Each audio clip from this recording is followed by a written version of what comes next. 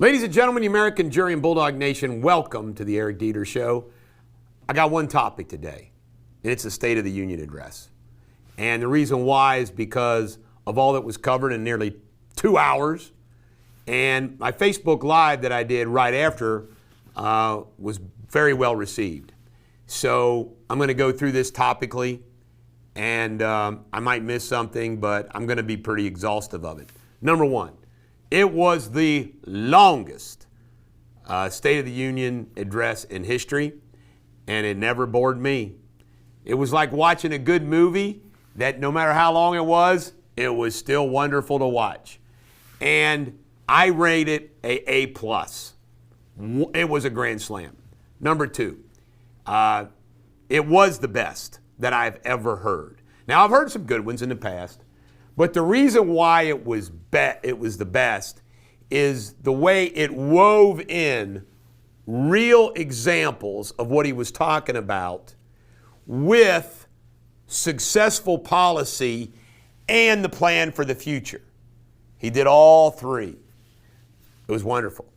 73 Democrats were not there, did not show up for it, boycotted the State of the Union address, held an alternative down the road, hosted by Joy Reid.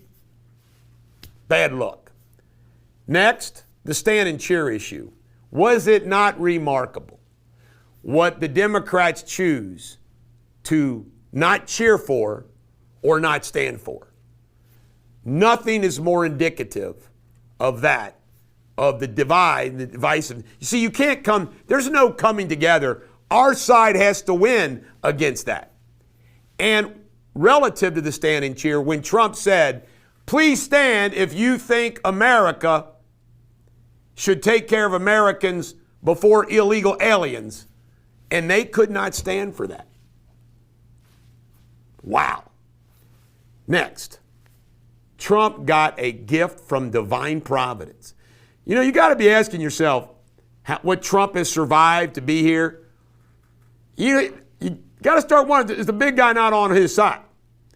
Divine providence, the gift of the U.S. hockey gold. Wow. And those guys embraced it.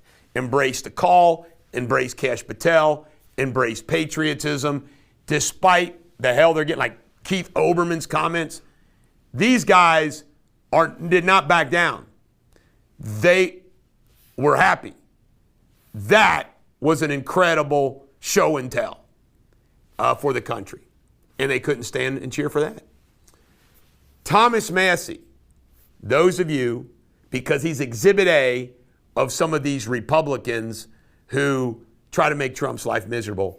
All I got to say about anybody who was thinking about voting for Massie, how can you listen to that speech last night and know that despite all those accomplishments and everything, Thomas Massie is against the president at every turn? If you are a Republican voter in the 4th Congressional District, you have to vote for Trump by voting for Ed Galbraith. The accomplishments in the economy, the list is so long, and I'm going to get into some details of it. But it's unbelievable, the accomplishments and the economy across the board that he was able to claim and paint the contrast with Joe Biden and Barack Obama. With that, this is what you had. It was positive. It was just a positive speech. It was good-natured too, at times. You know, he didn't go after the Supreme Court like he did post-tariff decision. The guests, Trump's guests, the military guests, the mystic hero, camp hero, the survivors, the widows, the spouses, the veterans, the American hockey team, the vets, just incredible.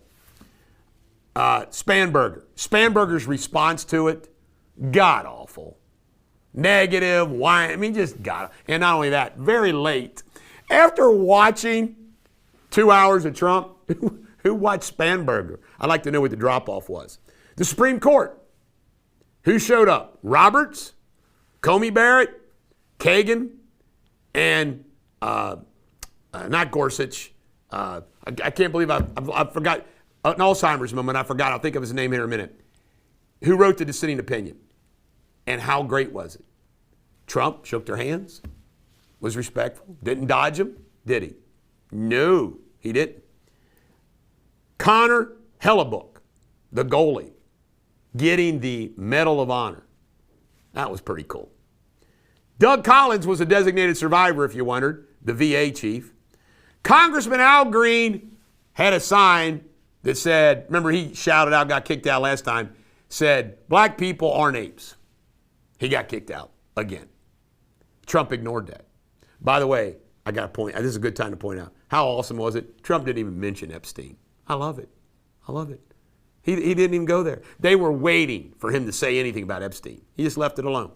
Oman, shouting out, KKK, you killed people. You killed American citizens. Miss Fraud. Oman is a disgrace to this country. She's an American hater, Trump derangement, Somalian fraudster. The women's hockey team was announced they are going to come to the White House. That's going to drive them all nuts. There are going to be people telling the women, don't do it, don't do it. You know who's going to be telling them to do it and tell them how much fun? Their friends on the men's hockey team. You know they're going to tell them, hey, go, it's a great time. Tariffs. What did Trump say? We're going to do it anyway. And I got to ask yourself, Trump sees tariffs the way it was back in the day before we got started not doing them, as a way for all of us to not pay income tax. How can you not be for that? No income tax? Are you kidding me? What? Voter ID. Again, he used that snow shoveler folks as an excuse in New York City, 4 or 5 IDs, you know.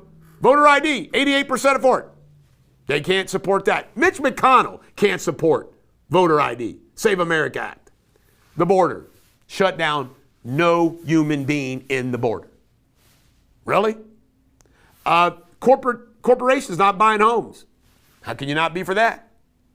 Gasoline prices. How can you not be for what he's done with gasoline prices? Energy independence versus energy dependence. No taxes on tips, overtime, Social Security. If you're an average Joe, what's there not like about that? His cabinet.